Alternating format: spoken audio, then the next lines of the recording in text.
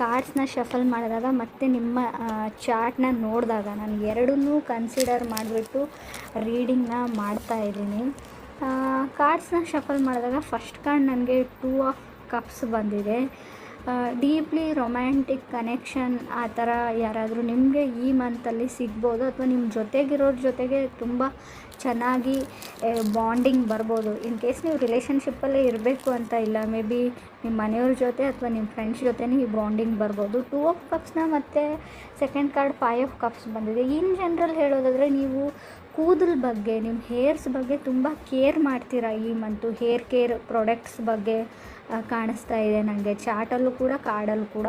ಮತ್ತು ಈ ಮಂತಲ್ಲಿ ತುಂಬ ಸ್ಟ್ರೆಸ್ ನಿಮಗೆ ಜಾಸ್ತಿ ಆಗ್ಬೋದು, ತುಂಬ ಟೆನ್ಷನ್ ಮಾಡ್ಕೊಳ್ತೀರಾ ಅಂತ ಹೇಳ್ಬೋದು. ಮ್ಯಾಟರ್ ಆಫ್ ಕಂಫರ್ಟ್ ಅಂತ ಹೇಳ್ತೀವಿ, ನಿಮ್ಮ ಕಂಫರ್ಟ್ ಝೋನಿಂದ ಆಚೆ ಹೋಗ್ಬೋದು ನೀವು. ಇದರಿಂದ ನಿಮಗೆ ಅಡ್ಜಸ್ಟ್ಮೆಂಟ್ ಆಗೋದು ಸ್ವಲ್ಪ ಕಷ್ಟ ಆಗ್ಬೋದು. ಹೊಸ ಜಾಗ ಆಗ್ಬೋದು, ಹೊಸ ಜಾಬ್ ಆಗ್ಬೋದು, ಆಫೀಸ್ ಆಗ್ಬೋದು. ರೀಸೆಂಟಾಗಿ ಮದುವೆ ಆಗಿದ್ದರೆ ಅವ್ರ ಮನೇಲಿ ಅಡ್ಜಸ್ಟ್ ಆಗೋದ್ರ ಬಗ್ಗೆನೂ ಕೇರ್ ಇರ್ಬೋದು. 5 ಆಫ್ ಕಪ್ಸ್ ಏನು ಹೇಳುತ್ತೆ ಅಂತ, ಒಂದು ಸಿಚುವೇಶನ್ ಬಗ್ಗೆನೇ ನೀವು ಕಂಫರ್ಟೇಬಲ್ ಫೀಲ್ ಮಾಡಲ್ಲ, ಡಿಸಪಾಯಿಂಟ್ ಫೀಲ್ ಮಾಡ್ಬೋದು ಅಂತ ಹೇಳುತ್ತೆ ಕಾರ್ಡು. ಬಟ್ ನಾನು ಕೇರ್ಫುಲ್ ಆಗಿರಿ ಅಂತ ಹೇಳ್ತೀನಿ. ಸೊ ನಿಮ್ಮ ಮಾತಿನ ಬಗ್ಗೆ ಗಮನ ಇರಲಿ. ನೀವು ಆಡೋ ಮಾತಿಂದ ಬೇರೆಯವ್ರಿಗೆ ಹರ್ಟ್ ಆಗ್ಬೋದು, ಅಥವಾ ಯೋಚನೆ ಮಾಡಿ ಮಾತಾಡ್ಬಿಡಿ. ಸಡನ್ನಾಗಿ ಏನೋ ಅಂದ್ಬಿಟ್ಟು ಆಮೇಲೆ ಅದ್ರ ಬಗ್ಗೆ ಯೋಚನೆ ಮಾಡ್ತೀರಾ ಅಂತಲೂ ಈ ಮಂತಲ್ಲಿ ಹೇಳ್ತಾ ಇದ್ದ ನಿಮ್ಮ ಚಾರ್ಟು. ಲಾಸ್ಟ್ ಮಿನಿಟಲ್ಲಿ ಮೈಂಡ್ ಚೇಂಜ್ ಮಾಡುವಂಥ ಚಾನ್ಸಸ್ ಇದೆ. ಯಾಕಂದರೆ ಥರ್ಡ್ ಕಾರ್ಡ್ ನನಗೆ 2 ಆಫ್ ಪೆಂಟಿಕಲ್ಸ್ ಬಂದಿದೆ. ಸೊ ಏನೋ ಗೊತ್ತಿಲ್ಲ, ಏನು ಸಡನ್ನಾಗಿ ಥಾಟ್ ಬರುತ್ತೆ ನನಗೆ ಗೊತ್ತಿಲ್ಲ. ಮೇ ಬಿ ಎಲ್ಲಿಗೋ ಹೋಗಬೇಕು ಅಂತ ಮೊದಲೇ ಪ್ಲ್ಯಾನ್ ಮಾಡ್ಕೊಂಡಿರ್ತೀರ. ಅಲ್ಲಿಗೆ ಈ ಡ್ರೆಸ್ ಕೋಡು ಅಥವಾ ಈ ಬಟ್ಟೆ ಹಾಕ್ಕೊಳ್ತೀನಿ, ಧರಿಸ್ತೀನಿ ಅಂತ ಅಂದ್ಕೊಂಡಿರ್ತೀರ. ಈ ಥರ ಹೋಗ್ತೀನಿ ಅಂತ ಅಂದ್ಕೊಂಡಿರ್ತಾರೆ. ಲಾಸ್ಟ್ ಮಿನಿಟಲ್ಲಿ ಅದೆಲ್ಲ ಚೇಂಜ್ ಮಾಡಿಬಿಟ್ಟು ಹೋಗೋವಂಥ ಚಾನ್ಸಸ್ ಕೂಡ ಇದೆ.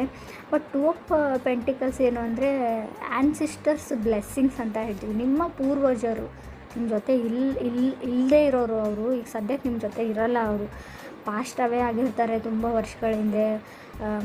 ನೀವು ನೋಡೂ ಇರಲ್ಲ, ಬರೀ ಫೋಟೋಲ್ಲಿ ನೋಡಿರ್ಬೋದು. ಆ ಥರ ಇರೋ ವ್ಯಕ್ತಿಗಳಿಂದ ನಿಮಗೆ ಬ್ಲೆಸ್ಸಿಂಗ್ ಸಿಗುವಂಥ ಚಾನ್ಸಸ್ ಇದೆ.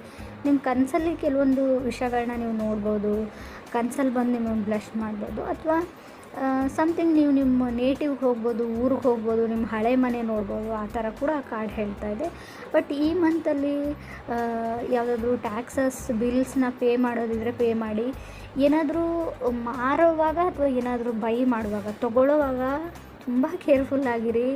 ಈ ಗೌರ್ಮೆಂಟ್ ಟ್ಯಾಕ್ಸಸ್ಸು ಅಥವಾ ಪೆನಾಲ್ಟೀಸ್ ಬೀಳುವಂಥ ಚಾನ್ಸಸ್ ಇದೆ.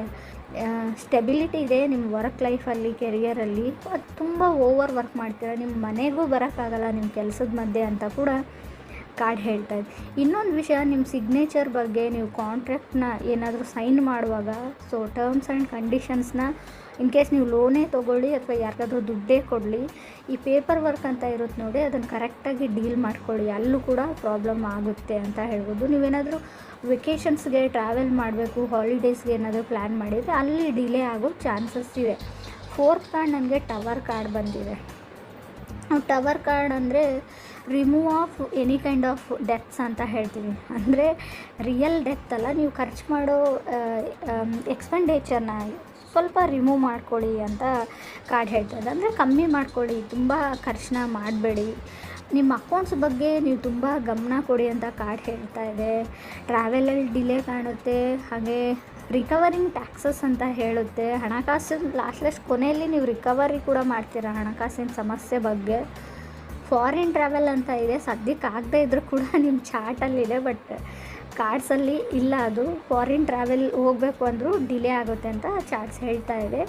ಕಾರ್ಡ್ಸ್ ಕೂಡ ಚಾರ್ಟಲ್ಲಿ ಮಾತ್ರ ಅದು ಇದೆ, ಫಾರಿನ್ ಟ್ರಾವೆಲ್ ಅಂತ.